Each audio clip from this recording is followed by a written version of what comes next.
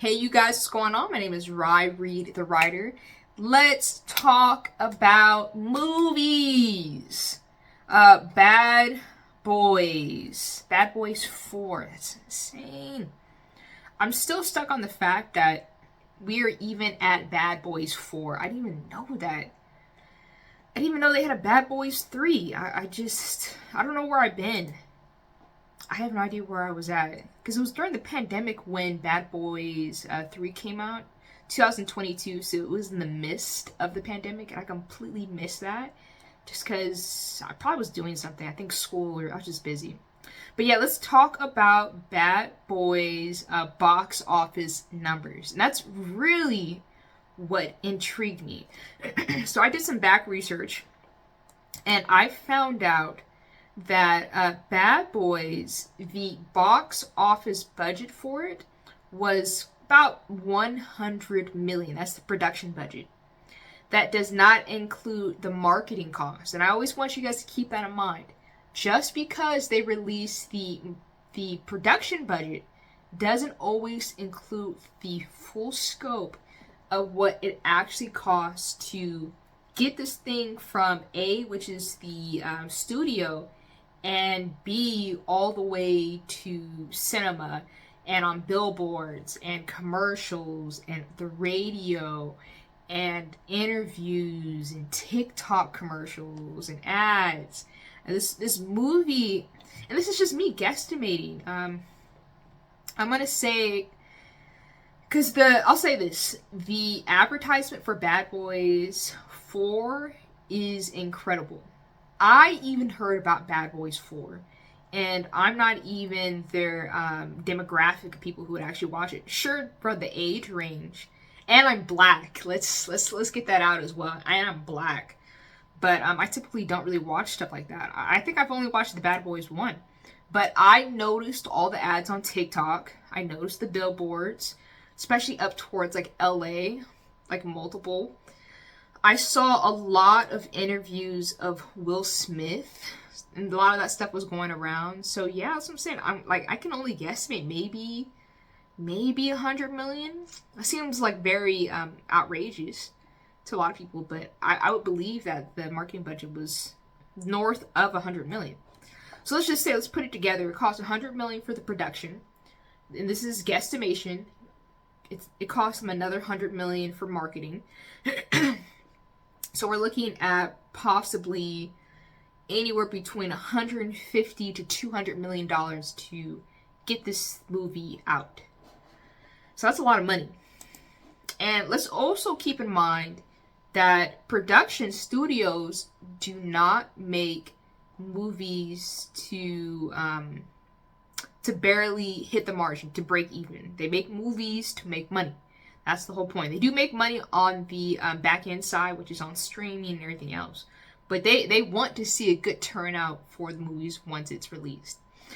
But that's where I bring you guys this article that I found. And it goes, box office Will Smith's Bad Boys 4 delivers huge victory for actor with $56 million in the U.S. debut, which is, that's in post-pandemic times in 2024, because we've been struggling this year and last year with box office flops, besides Oppenheimer and Barbie movie that came out last year, and Super Mario. There's a few other sprinkled ones that actually did really good. And we're coming into this year, Dune did pretty good, but I don't believe they over-exceeded their budget. I believe they almost broke even, or they hit that. Then, as well as another movie that did really, really well, which was Godzilla. I think it cost them $25 million to make the movie. And I believe, as of to date, they're at $60 million, which is top tier. So they either broke even or made more after marketing. But so good. So it's 56 million US debut, but it's 104 million globally, and I could round it, so it's $105 million that they made in this box office weekend. So I gotta do a clap. Good job. This article kind of goes into detail of the expectations and how this movie prevailed in the theater this weekend and dominated. Really great. Some heavy competition. I believe If was doing good in the box office this weekend. There's the Planet of the Apes, which has been doing really, really good. So there were some heavy hitters in the theaters just this weekend alone. But to come out on top with $104 million globally, man, that's actually really good. But yeah, let me read the article to you guys so we can kind of go over the metrics and I can talk about everything. Because you know me, I like to talk. I like to talk about money. I like to talk about money in business. So the article goes, the action comedy reteaming Will Smith and Martin Lawrence is the first film of 2024 to open ahead of expectations, in need of a confidence boost for a battered movie industry. And I've mentioned on this channel before multiple times that the box office has been struggling since the pandemic. And a lot of that's due to the pandemic. Coming out of that, a lot of issues with the writer's strike, poor writing, poor storytelling. I do believe a lot of it was AI script writing, which you can tell when something was just bad and it was just AI. That was a lot of the reason. A lot of, I hate that word, but it's the woke agenda. It's a lot of storytelling being put second instead of being put first. So we get a lot of like identity, politicking, and acting and storytelling. So it just gets away from the story. And plus, we're also in a recession, depression. So a lot of people are not going to the movies. They would rather stay home and watch something on stream. But people came out this weekend to watch Will Smith and Martin Lawrence. They came out. Okay. It goes, Sony's Bad Boy Ride or Die jolted the battered summer box office back to life with a expected domestic opening of $56 million, which another clap, and $105 million globally. Moreover, that puts Will Smith on the road to a career comeback 2 years after his infamous Oscar slap. And that, you guys, is why I'm telling you, I could not be a celebrity. I could be rich. I could be a millionaire. I could be a very quiet billionaire. Easily. You would never know.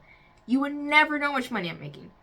But once you become famous, every misstep you take in life, every hurdle and obstacle and all your lows and highs are recorded and publicized. And I'm sure for Will Smith, this happened 2 years ago. This is back in 2022. Him slapping Chris Rock, they cannot get over that. And for the end of time, they're always going to bring that up. And that would... Will Smith is probably better than me, but that would annoy the heck out of me. And it's not just him. They do it to a lot of other celebrities. Like, Chris Brown. I saw the other day, I was listening to someone talk about Robert Downey Jr. They're talking about him being on drugs. And I'm like, bruh, we can never move forward from nothing. You're always going to be put right back to where you're at. But he did slap that man. He did slap somebody on TV. Okay, Ride or Die reuniting Smith with Martin Lawrence is the fourth outing in Sony's long-running franchise and earned a A-. So the movie's good. Cinema score, according to the critics. The people's score is completely different, but according to the critics, it's an A-. And the North America alongside generally positive reviews. Just as promising, 44% of the audience was between the ages of 18 and 34, which is my age demographic, which is really great. So you're picking up Gen Z, the youngest Gen Z, to the young millennials, which is great. So you're getting a whole brand new generation that either grew up with Gen X parents who are watching, which my case, Gen X parents who are watching Bad Boys, or older millennial parents who introduce their young Gen Z children to that, older Gen Z children to Bad Boys. So that's really great. So you have another 2-3 generations of just money, these young people who are interested in Bad Boys. Showing Smith has a following among younger consumers, and here's the kicker right here. I want you guys to listen to this. Black moviegoers made up the largest quadrant of the audience with 44%. And that right there, you guys, should tell you something. The black dollar does come out. It comes out to support. And it doesn't matter. You know, a lot of people don't like Tyler Perry right now, but for a Tyler Perry, for an Oprah, I don't say Oprah, but like an Oprah Winfrey, we come out to support our black favorites. When we like something, when we really, really like it, we move our dollars. And I want you guys to think about this. Compare this to Black Panther, not the second one, Wakanda Forever. We didn't came out for that, but the first Black Panther movie. That movie generated $1 billion. And granted, it was a diverse group of people who did go see the movie. But when you looked at social media, when you talk to black people, black churches, barbershops, black students, black high school students, college goers, African Americans, we showed up. We made content. We made dances. We came in with our tribal gear. We showed up. We had the music, Kendrick Lamar. This is the same scenario. When black people who are part of the culture, when we love the culture, we show up. So to know that 44% of this 104 million was black moviegoers, that says a lot. And that should tell you guys, if you are a black writer, a black producer, or you're interested in making black flicks and movies, there is a market for you. 100%. They will show up. And the cool thing about black people is we're loyal to a fault. I'll say that. We are absolutely loyal to a fault. When we like you, we love you. Even if we don't really like it all the way, we still will go watch that movie. Like, hence Amy Medea's. The first couple Medea's were pretty decent. But once Madea started doing some other stuff, and the Christmas stories, and all the other movies, we still continue to fill those theaters no matter what. We made Tyler Perry a billionaire. Same thing for black musicians. Once we like you, and we know that you love us, you love black people, we show up no matter what. Okay, so it goes, Ride or Die is arguably the first film of the summer to come ahead of Tracking, which had its opening in 48 million to 50 million range. It's also the second biggest domestic launch of the season behind Kingdom of Planet Apes. And that's Kingdom of the Planet of the Apes. I'm surprised it did that low. I felt like Planet 8 should have been like maybe over 100 million already. I know it's over, but that first box office weekend, but that's still really good. But that's heavy competition. Kingdom Planet of the Apes for Bad Boys, that says a lot, which debuted to 58 million domestically. The movie starred overseas is equally as promising, where it grossed 46 million from 58 markets. 58% of Furiosa's a Mad Max in for like markets. It collected 19 million in Europe, okay, and set franchise records in Latin America, wow, and the Middle East. Man, if I were Will Smith, I would just be partying, celebrating. Yeah, the Will Smith effect is real. Will Smith has such a strong pull in different demographics in different countries. But yeah, if you're getting 19 million in Europe and you're setting records in Latin America, come on. In the Middle East? Man, oh man. The 100 million film is the follow-up of The Bad Boys for Life, which opened to 62 million domestically in January 2022. And it earned 426 million in the box office before it shut due to the pandemic. But that was pre-pandemic. That was during that time. People were getting a lot of money, so it's just different nowadays. Let me see what else this article says. Because I want to get into the numbers. I like money. I'm going to talk about that. The C report that Smith's agents at CIA have been calling the studio production. Ride or die. Okay, let me see. Oh, the Garfield movie, which earned another $10 million domestically and $15.3 million overseas for a global tally of $200 million. Garfield, dang, or $192 million. Dang, Garfield did that good against a net budget of $60 million before marketing. So, dang, the Garfield movie killed. Man, phew, we are fully in summer. We are hitting it. People want to see what people want to see. I think that's really just what it is. Let me see what else. Let's talk about Ryan Reynolds. There's like a little part I want to show you guys. One more little part I just want to read. It says it was a good weekend for Sony. Yeah, yes, I think that's just it. So Sony's cleaning up since they did Bad Boys and they have the Garfield movie. But yeah, bravo. I'm just going to say that. That's really what I wanted to bring to you guys. But yeah, bravo. Will Smith. That's super incredible. I was worried for him for a minute after the Oscar slap. But I just knew, like, when you are a legend, because that's what Will Smith is. He is a legend.